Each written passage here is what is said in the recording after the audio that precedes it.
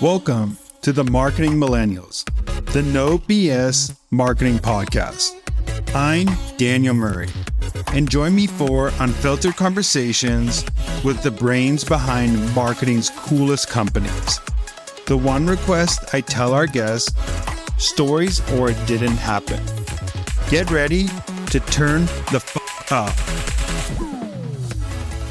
We are back with another episode of the Marketing Millennials podcast. Today I have Meiling on the podcast. She used to be the founding head of marketing at Waymo, which is super cool. And if you haven't been in a Waymo, that is fun. And she's the one who is one of the people who got that in your head that you should take a Waymo, which I love taking a Waymo actually now.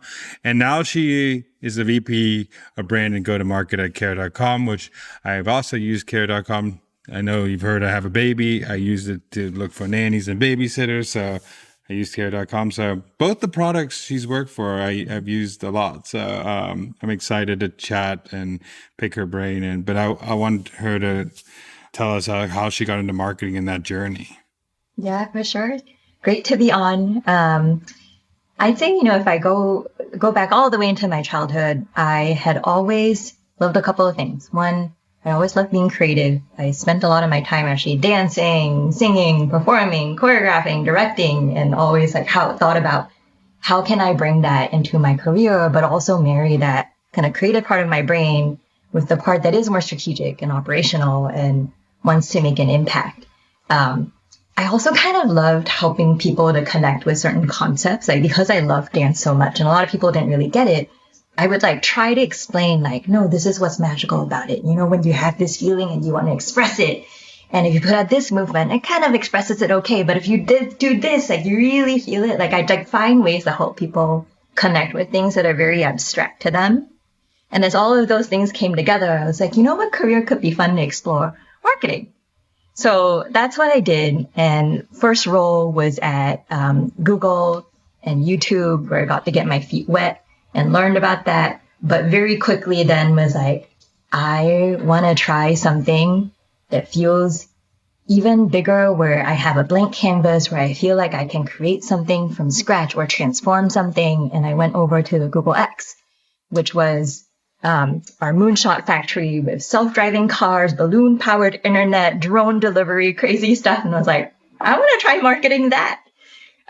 Super fun, happy to get more into it. But that's how I first, landed in this world of self-driving cars and really introducing the whole category. At this point, it was 13 years ago. Then went over to Waymo when they became their own independent company, named it, branded it, did a bunch of foundational trust building work. And then now I'm care.com. I'm also a mom, and I love that, it allowed me to bring everything that I love, that creativity, the strategic and operational side, but also the sense of deep purpose and mission. That's something that I felt really fortunate to have throughout my marketing career, whether it's at Waymo or care.com or other stops in between. I've always worked on things that felt like really foundational infrastructure for people and for society, whether it's how you get around safely or how you find a care that fuels you and frankly helps society to operate. Because if we don't have care, we can't go to work. So many things fall apart. So it's been nice to have the creativity, the strategy, and then also the sense of mission. Yeah, let's go back to your Waymo days at first. I want to talk about the convincing of people that they should get in a self-driving car, which it's kind of the same convincing to people who had to get into a car with a stranger, with Uber.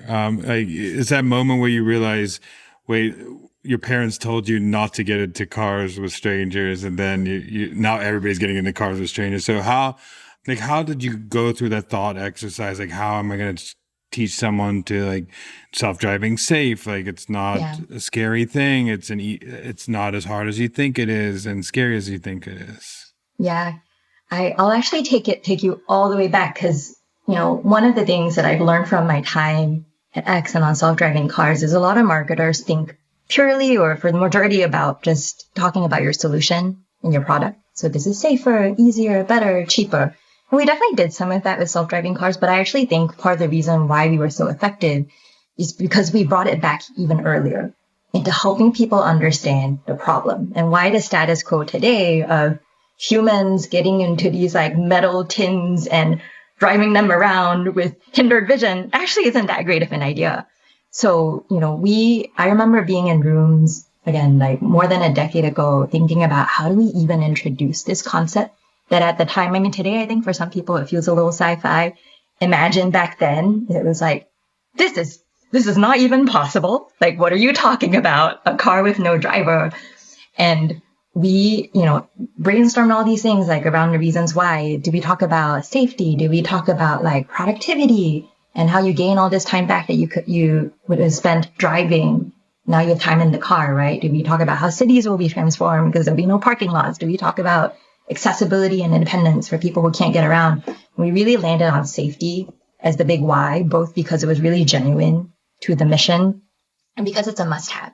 So instead of just jumping straight into things like, the car can see 360 degrees around it. You don't have to worry about drunk and distracted driving. Here's how the technology works with the camera and the radar and the LiDAR. We actually went first to defining the problem. And we would start here. We would say every year, 1.4 million lives are lost around the world because of traffic accidents and crashes. In the US alone is 43,000 people. It's the same as a 737 falling out the sky every day. Humans are not meant to drive these things without, distracted driving. Like people are like, do drunk driving all the time. Like this is unnatural. This status quo that we all have come to accept as normal isn't that normal. So we actually had to start there because then once we framed that problem and then introduce, so now here's our solution. Then we would bring in the things like, here's technology and a vehicle and a driver that can see 360 degrees around it constantly. You never have to worry about drunk or distracted driving. It learns from every single mile that accumulates on any street. We talked about how it would become the most experienced driver. That then I think it clicked more, right? Like when you frame the right problem, then the solution feels like it makes so much more sense. And we've actually, whereas it felt crazy before to go from like, I drive my own car to, what do you mean I'm going to a car without a driver? We've kind of done like the flip of that, which is, no, it's kind of crazy that we're driving. We're not made to do that. So we use that messaging a lot. We really shared it consistently. You'll still hear Waymo talking about it today. And then we'd also try to bring it to life in our marketing and our experiences. And there were a lot of things we did there that I could get into. But one of the insights that I'll elaborate on a little bit is, we always learned that one of the biggest turning points is the first moment when you get into a car. You might have a little bit of anxiety and panic at first with this like strange thing that's going to drive you around. But within like a minute or two of the car going, you're like, oh, it's kind of boring. And I can kind of relax. People who are anxious start taking out their phones and texting and doing other things. So we knew this moment of a demo ride was also very game changing.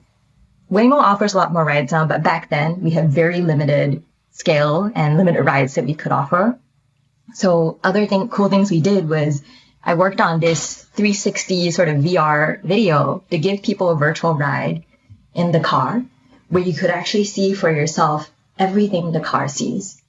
So you could see, here's what LiDAR sees. Here's what the camera sees. Here's what radar sees. Here's how it works. And we're like demystifying this scary sounding technology and also kind of forcing people to go into that moment and see when you have like your headset or you're just looking at YouTube, like you can only see so much. You have limited field of view. Can you see everything that's happening around you at once? You can't.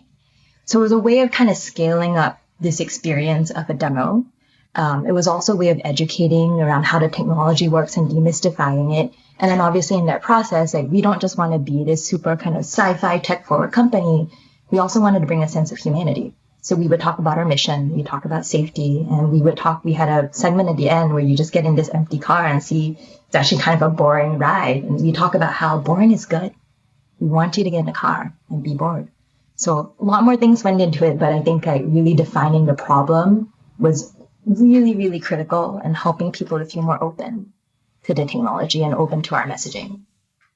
Yeah, I love that the challenging the status quo, because if you actually do think about it, it is pretty crazy that we're driving heavy machinery around. Yes. Also when you like hone on a problem of safety, there's a lot more things that you think about safely. So there's the drunk driving thing, but you also think about like putting your daughter in a car with a driver, Yes. and that's Hmm. scary too. Like there's Yes. no that this person's not, there's nobody in the car that can hurt like you as a passenger if you're taking an Uber. So there's that thought of it too. Like if you hone in that messaging of safety as well, there's so many different things that are safer about driving in a self-driving car than driving a car by yourself. I mean, I get scared of driving a car by myself, and I think I'm a Hmm. pretty decent because I'm scared something's gonna dart out in front of me. Me too. This person's not paying attention, so I get super scared. Me too. Strangely, like working at Waymo actually made me even more scared because I became so aware of all the crappy drivers that are out there, or even aware of my own imperfection. Like I'm not a perfect driver, even though I think I'm okay. Like I can't be perfect. There might be something that jumps out that I can't see that's literally out of my field of view. So I think that like flip to help people understand that this status quo doesn't really make sense was huge. And then being able to bring in simple concepts like we talked a lot about how, you know, we can break down the technology and how it works, but at its core, Waymo's really trying to build the most experienced driver on the road. Like, where else would you find, a driver that can accumulate learnings from all these like millions of miles on different streets and all these different things that it sees? So for me, I'm very much now, I obviously drink the Kool-Aid, but I'm like, it just makes sense. I want to know. Okay, so you told me like one of the things you did is challenge the status quo, and then you found the problem that you should market. But how do you go in and start setting up that like brand identity playbook that could be used throughout the company that people are talking about? They know this is our like core messaging. This is our core problem we have. This is how we should be talking about and go to market with it. So how does that look like? What does that thought exercise and that playbook look like? Yeah, of course. So I did that twice to your point. One at Waymo, we were branding the entire company from scratch, and then with Care.com. Last year, we did major rebrand, small tweak to the name that I'll get into, new identity, new integrated campaign. For me, the key is, I think a lot of people think about branding just as, oh, your name and you've got a new logo. But I think to do a really good job at branding and go to market in general, it has to go much deeper. It has to start with like sometimes what I call kind of the soul of the company. Like, why do you exist? What are you trying to impact? What is your voice? What is your tone? What is your personality? Like, how do you want to show up in the world? And then finding the right kind of name and symbol for it.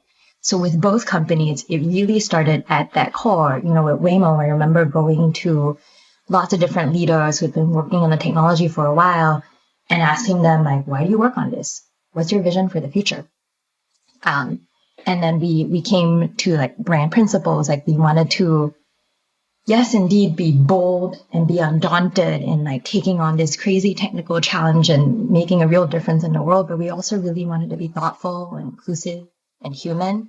And when you have principles like that, that becomes your goal and the standard that you want to set. It's the question you constantly ask yourself when you look at an option for a name, when you look at an option for a logo.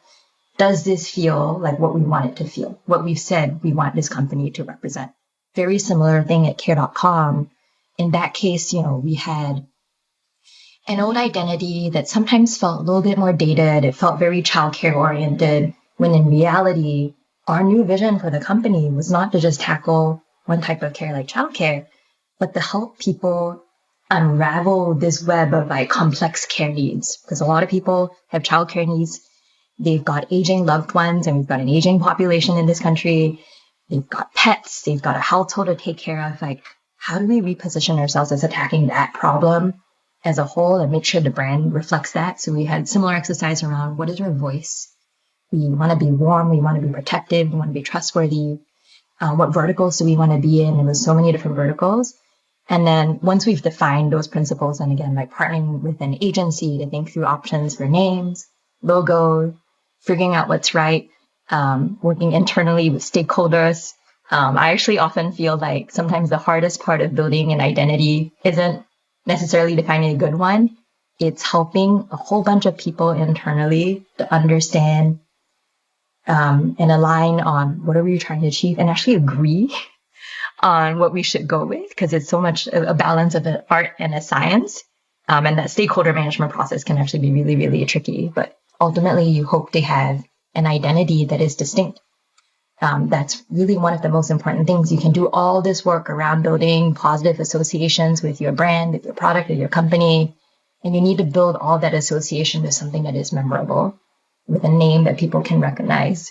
Yeah, I like that. I think so many companies need to go back to like their core and like figure out like who we want to be, like what problem we're trying to solve, like Yes. what niches are we trying to attack. And then also you've been doing this at Waymo, but both those brands, like you have to have some level of trust because one of them, like you're letting someone in your home to like care or take care of your loved ones. And the other one is like you're putting a loved one in a car or you're putting yourself in a car, or is this a safe experience? And you have to, your brand has to embody that as a brand, as well as like how you message going into market. Otherwise, there's a disconnect of, hey, this doesn't feel like a safe brand. And so I like how your thought process of going through that. So what, after you've done like that, those like thought exercises and built that up, how did you go to market with both? Like, how did you, because I know you like, how do you bring this to more and more people? Yeah, I might use care.com as the example for that one, because when we came in, it was really, we've had new leadership come in over the last 2 years or so. There had actually been prior rebrands at care.com that didn't go quite as well. And we all knew, like, looking at each other, we're like, rebrand cannot be superficial. It cannot just be, we've got a new name and logo and colors. Like, there has to be a deeper story behind it.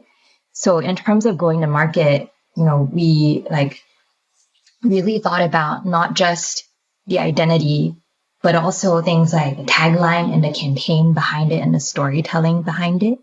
So I've talked a bit about the identity piece. We also, by the way, had brought back the .com because for a while we were just Care. And there were some challenges with that. It's really, as you can imagine, really hard to own a generic name. Like anecdotally, I'd be like, I work at Care. People would go, huh? Care what? Care.com. Oh, so we like brought that back, but then with that needed to modernize other elements. So we're distinct, but still, more up to date. We also thought a lot about things like our tagline and creative platform. So we actually landed on the line that we worked on with an agency called When It's Not You, It's Care.com. I like to think of it as a bit of a behavioral hack built into a tagline, where we're like building this kind of trigger and association of when you can't be there, think of us. Very similar to how, a lot of other brands do this, have a break, have a Kit Kat. We built that into our go-to-market plan so that, again, it isn't just like this new logo and identity, but there's a trigger to help you to help you think of like think of care.com in those right moments. And I also love that When It's Not You, It's Care.com felt really authentic. It's acknowledging to parents like yourself that actually we know you are your number one choice. You wish you could be there all the time, but it can't always be you. We know that's a problem. We're here to solve that in this kind of very real and authentic way. We built out a whole integrated campaign based on that insight that, sometimes the hardest part of caring for people and all of those demands is trusting someone else to give the care you wish you could. And so we met people where they are in that emotion. I know you mentioned you have a 6-month-old. We have a spot that's specifically about a mom going back to work after maternity leave and all those mixed feelings that come with it. But then having that moment of relief of like, when it's not you, it's care.com. We can be there for you. All those things like add to this identity that we're building. And then deeper than that, we also work with across the entire company, especially with our product team, on updating our product experience. And that's a really, really critical part of rebrands. Like your brand isn't just your logo, your name, your advertising. It's the experience people have when they come in. So we redesigned the entire experience to feel more like the new care.com, more trustworthy, more like an ally, less transactional. We built in new features that matched that positioning. You and I were chatting a bit earlier around sometimes when you define care, it feels a little bit like you're thrown into a maze. And there's a whole lot of stuff to figure out, from things as mundane as, oh my gosh, who am I interviewing again? And when is that interview? And have I talked to this person? Do we need to do a trial?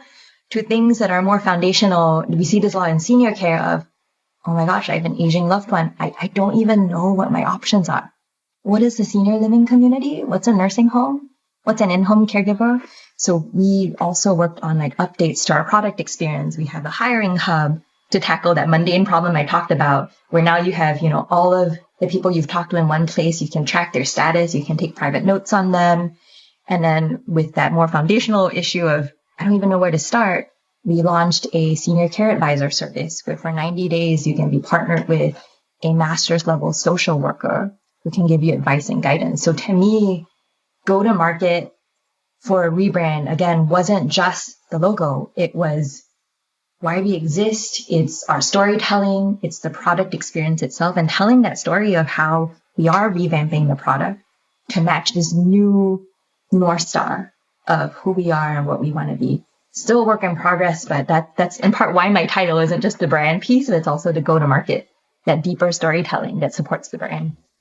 It's super important what you said, and I love that you work with the product team to do this because it's super important that as a brand person, you could do all you want is trying to make the brand feel trustworthy and make the brand feel this and but if there aren't elements in the product, like I know you for nannies, you have like they're automatic, like they have like that auto background check, and then you can go deeper background checks, and you feel like a little safer that if I'm going to hire this person, I can go do a background check on them. Those little features, if you didn't have them and you're trying to call yourself a trustworthy company or a care.com is not only like you have care, but you're actually caring about, like you have to care about the person who's at the end, where you said the mundane feeling, the feeling of you have an aging parent, but also new parent feeling of, okay, there's so many options as a new parent. Like, hey, I might need only a few hours of care on the weekend. I need full time. I need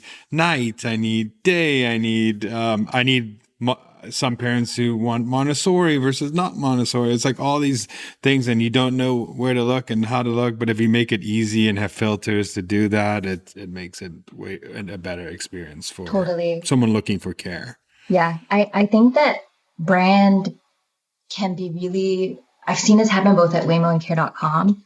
It can be really powerful, not just as your external go-to-market, but as the internal rallying cry. Like I've had so many moments of like producing, let's say it's a video or something that tells our story for why we do what we do, and sharing that internally and seeing internal folks, product folks, engineers, legal, finance feeling inspired, being like, that is what we're setting out to do. That's the problem we want to solve. This is what we want to do for families. In a way, it kind of like raises the bar internally of what people see themselves as doing. Like they want to be able to meet that standard. Yesterday, actually, we released care.com's like 13th edition of something that we call our cost of care report, where we're looking at everything you talked about, like not only the financial, but the mental and emotional load of caregiving. And we share that internally to help everyone stay really grounded in the problems we're trying to solve. Like we saw some kind of really astounding stats, like 90% of parents have lost sleep finding and managing care. 80% spend almost every waking hour thinking of someone else other than themselves. 84% feel burnout. Most parents, when they have to find care, go to 3 different platforms, maybe including some unvetted social media options. Like this is the state of overwhelm that parents are in. Next to that problem, this is how we want to show up as a brand. We want to be an emotional ally. We want to be a partner. Yes, we communicate that externally, but you also know that you're effective when you see people internally kind of had that like light bulb moment in their heads of, I want to sign up to work at that company. I want to build that product. And I'm going to make sure their product can live up to that standard. I can attest that every one of those problems I had as a Yeah, parent. So me too. yeah, every one of those problems where you said looking at multiple platforms and then going to Yeah. one, and then losing sleep over, am I going to find the right person? Is this the right person caring? Even when you hire someone, losing sleep, like Hmm. they're with your loved one, like is this the right person? Just so many things that go into like letting someone take the reins where you want to as a parent look after your kid as much as possible, but you have to work and you have to let someone else help you with that period experience. I want to also go, there's a moment you said that when brands go from what is that to how do we live without this, what are like some signals that you look for, like did you see that shift is happening as a brand, that people are like, oh, like what is this product, to like, okay, people are finally like, aha, like I understand I need this right now. Yeah. Waymo, definitely the best example of that. And on a personal note, it's honestly been really surreal and astounding going from what I just talked about, right? Like 13 years ago, we're naming the company, we're doing all this foundational work on like, what's our positioning and our messaging? How do we help people understand what we solve for? To today, like I'll be on social media watching people do the work on behalf of the brand saying, I'm converted. There's no better way. Like, how did we get around otherwise? And they would call out different examples. Like, they notice that the car, like, is super consistent, that it stays out of others' blind spots, that is like really thoughtful about people on the streets. Like, on a personal note, just being able to go from that point A to B has just been mind blowing. And I think, to that note, like, that is probably one of the most compelling signals when you hear someone else say it, not you, they're offering it, they're saying, I can't believe that this didn't exist before. Like, this is clearly a much better solution. I can't see any other way. You've done that work. And I'd say, before, when I was there, again, we're not quite in so many markets, but we would see that aha moment when people took like a demo ride and they come out and just like, they're super excited. They're like, that was incredible. I noticed it did this and that. Like, it felt so safe and consistent. And now it's just happening at even greater scale. So that's probably the single most powerful signal, when you can hear someone else say it, the thing that you've been trying to get them to understand, they've put it in their own words and their own experiences. Yeah, it's so hard to like go back and think.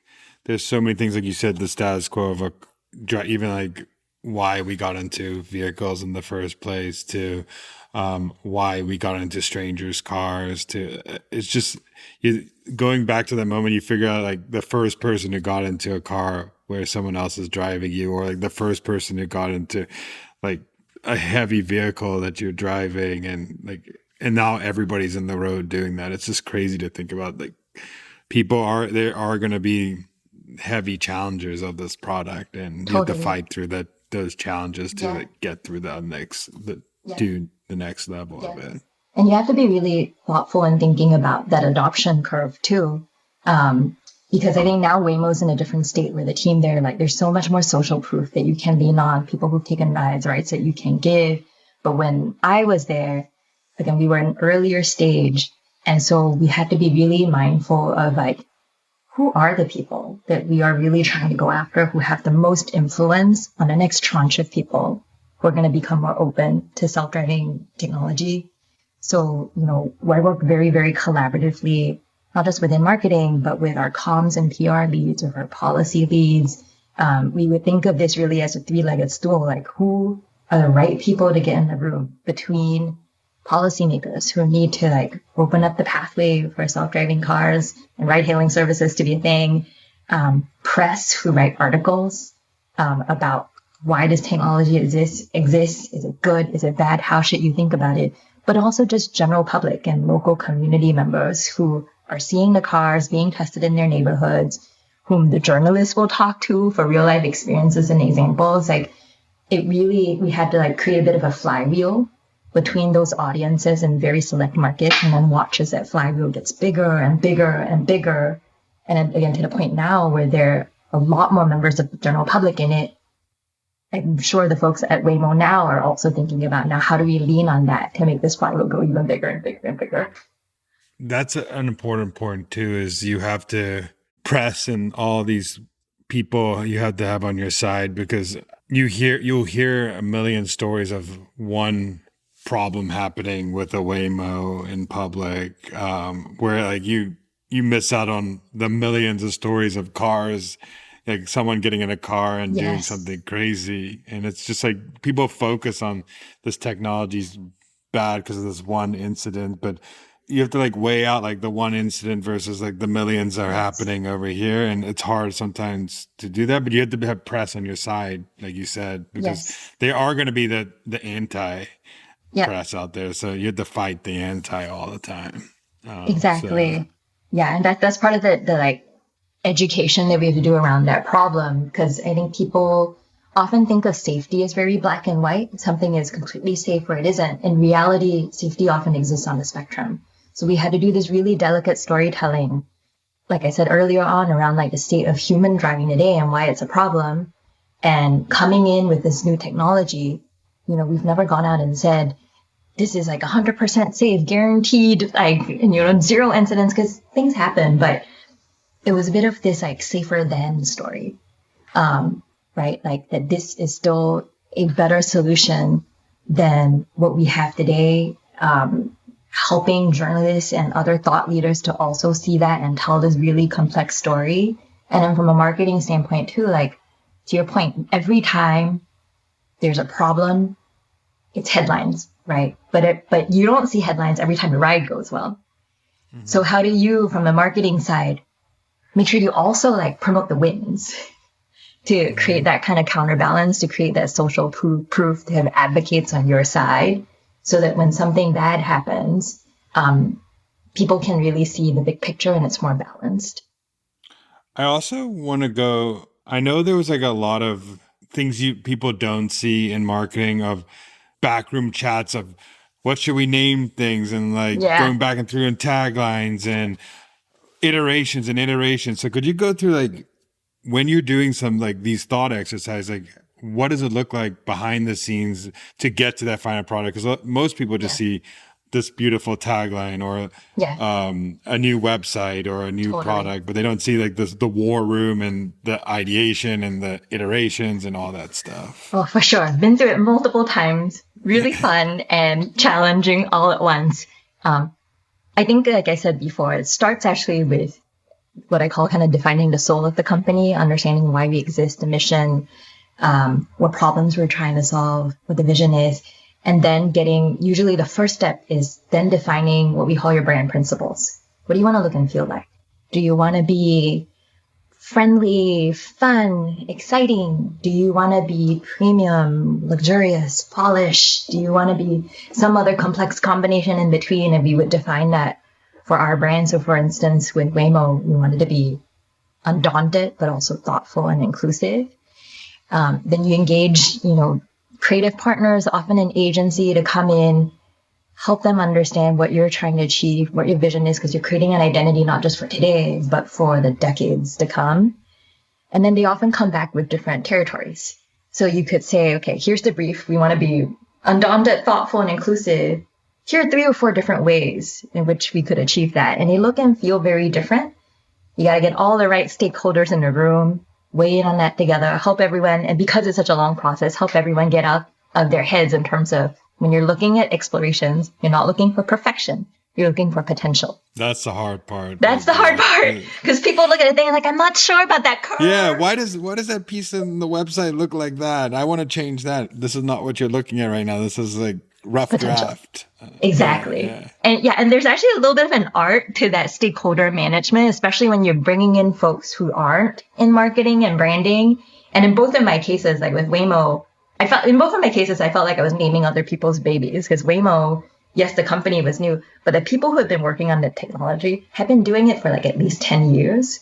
Care.com had like 18-year-long history. So I had to get them in the room to get their buy-in, but then also educate these people who are not marketers, who are not creative people, not brand people, that like right now we're playing in the same box. We're carving out territory, pulling them in enough so that they feel engaged in like the problem solving of it and not just the outcomes.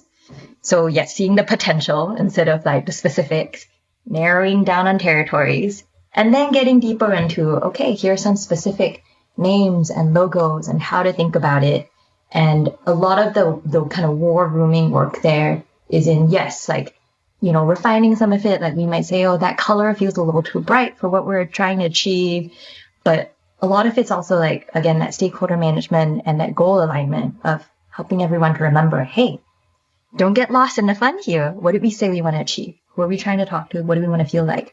That's the bar. Which of these directions do you think does the best job of being bold, undaunted, thoughtful, inclusive? And those are the brand principles. And then getting deeper and deeper and building out a whole ecosystem. Again, it's not just your logo. You're thinking about how colors come in, how illustrations come in, photography, all of the different things that give you a certain feeling and a vibe. I often describe it as, if a brand were a person, you're not just thinking about their name or their title. You're thinking about how they dress, how they behave, how they show up, the accessories they're wearing, what they do. So you're building all this dimension. And then sometimes curveballs come because actually at Waymo, we spent months on this identity, and 6 weeks before launch, our Alphabet founders came in and were like, I think we should rethink our name and our logo, because they had, they saw certain issues with it. So then within 6 weeks, have to adapt to change, speed through that process again, still hold ourselves accountable to that goal and think more critically about what do we think we want to keep? What are some elements of their feedback that really do make sense that we should revisit and cobble it all together? And you've got a brand identity, you've got a set of guidelines, and you realize that's only part one, because now you need to go apply the guidelines to every single asset that you have, because that is where the brand comes to life. With a great set of guidelines, cool, no one cares. You have to bring it to life in the things that you're actually putting out in front of people. Yeah, so the process is like laid out perfectly, because there's stakeholder battles that you said of people who have been there forever versus like someone who fresh eyes on the brand and hasn't had that experience. And then you have founders' opinions coming in, which is hard because founders have heavy opinions on what the brand is. And then it's always changing. And then you go to market and you realize like this should be a little different because people are responding not in the principles that I thought we're going to, and then you're updating all these assets and everything's a touch point. It's so crazy because people don't get like a rebrand is how much goes in a rebrand and how many assets are changing and how many things, like how many different points in the website are changing and how many pieces of copy are being changed and how many things that are already in the world that you were the old brand, you have to like try claw back to get the new brand in there. It's crazy. It's a crazy process. But it's marketing and it's fun at the same time. So it's fun and it can work. I think at care.com, because I think we had the opportunity to think about it in such a deep way, not just think about the name and the logo and the colors, but think about the storytelling behind the brand, the tagline, the product experience. That we've seen it been really successful. We have our brand awareness and consideration after our rebrand went up year over like double-digit percentage points, and it just is some proof and validation that new personality we're trying to build out is resonating. So it can work really well. It can also fail. There are a lot of failed rebrands out there. So, definitely a really complex challenge. Yeah, I mean, the failed rebrands either are headline, and some people don't get what a rebrand is. Like some people like look at a logo and be like, wait, that's the rebrand. And people don't get that the rebrand was way more than that, just that logo that they changed a little bit. It's like 1,000 other things, but they think it's that. But yeah, there's so many failed rebrands that tank a company, and there's so many positives that made the company go to the moon. So the last question I have for you, and I ask everybody in this podcast, is what is a marketing hill you would die on? Oh, probably one of my biggest learnings here. There's so many hills I could die on, but I'll pick this one that I think was kind of unique to my experience. You can't just be a marketing person. You have to be a business person. And I think I uniquely learned that in my career because I think for maybe about 10 years or so, I actually didn't report to another marketer. I reported to a GM or a CEO or a COO, and I had to learn how to speak their language. So, I couldn't just say, I would still say this, but I couldn't just say this. I wouldn't just say, oh, we want to build a brand that is emotional, that resonates. I had to connect the dots and say, I want to do that because that's what makes your brand distinct and memorable. When you have a strong brand, it drives up your sales baseline because people think of you organically. It can make your customer acquisition costs lower. Like I had to kind of translate it for them. And I think that made me a lot more effective in trying to drive the change that I was trying to like push forward. It didn't mean it at the same time, it can't mean that you're only thinking business and you're not thinking customer. Because I think as many marketers would say, one of our most important jobs is to be empathetic to the customer and their need and figuring out how that connects. That is still 1,000% true. That's probably the other hill I would die on. But to be effective internally, you have to learn how to channel that into business language, and to help people see how it connects so that you're really, like, I think both can be true. You want both to be true at the same time, which is you're deeply understanding authentically your customers' needs, their problems, their challenges, and you're connecting that with them. But in doing so, you are also driving the business forward and you're able to tell that story of why you're doing things the way you are. I think sometimes in performance marketing, that's a little easier, but when it comes to creative work, that's really hard and people struggle with that a lot. You have to learn how to connect the dots, and that makes you so much more effective as a marketer. Yeah, I mean, I 100% I'll click on that because I was in marketing ops and I had to talk to other stakeholders and people. I was always in the room, like weekly meeting with the head of finance, and Exactly. like I had to speak the language. But I think like I would argue too that being a better business person and understanding the business helps you do what you need to like Exactly. support the customer. Because like if you can't sell your ideas internally to help the best for the customer, it's not going to ever get to market those ideas. Exactly. It's not going to help. People are not going to understand it better. So being a business person actually helps you achieve the goal of understanding your customer better because you have to like understand how this business runs efficiently. So we can solve this customer's problem. Yeah, I totally agree. And sometimes it's this exercise of ask yourself, so what, at least 2 or 3 times. So with Waymo, it might be like, oh, we want to launch this campaign. We think it'll be really good. Why? So what? Well, it's important because it will help build trust in our brand. So what? Oh, well, if you don't have trust, we don't have permission to operate and test. So what? Well, if you can't do that, you can't grow, the business. Like ask yourself, so what, a few times to dig in and help to connect dots. I completely agree with you. I naturally am much more of an empathetic person. I want to advocate for the customer. I want them to have great experiences. But think of you learning business as your way of fighting for the customer. Like connect the dots.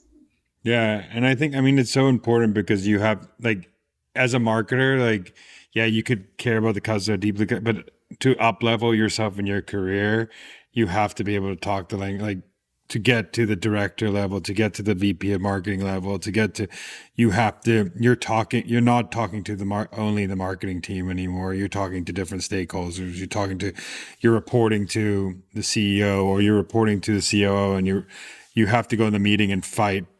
Yes. So your marketing team can do the things that you want to do that are best for the customer. And that takes learning the business, and being one of the best business people in the company. So, and lastly, where can people find you and what you're doing?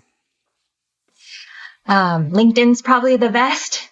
On there, sometimes I share a little bit about past experiences at Waymo and at Google X that are really fun and unique, but definitely also, here to champion the cause of caregiving in general. I think it's, caregiving is a bit of this invisible infrastructure that helps the world to run. So on there, happy to connect with folks. Yeah, I mean, it is. I am a care.com customer, so I know how it works. And if you have any questions about care.com and how I did it as a father, not just like a brand, but let me know too. But yeah, it's a weird world. It's a hard world to understand, but once you understand it, you kind of, like, it's a trial and error thing, like marketing, you understand, but there's so many times where you don't need care and you actually do need care, or setting up the infrastructure to, like, even go on a date, like you need to be able to have like a babysitter on, or even there's so many things that comes in. It's crazy. But thank you so much for coming on and chatting and sharing your experience. Of course. Thank you for having me. It was super fun. Thanks so much for listening. Keep tuning in to hear more great insights from the coolest marketers from around the world. If you haven't already, make sure to subscribe and follow the Marketing Millennials podcast on Apple Podcasts, Spotify, YouTube, or wherever you get your podcasts. And if you like what you hear, I would greatly appreciate you giving us a 5-star rating. It helps bring more marketers into our community.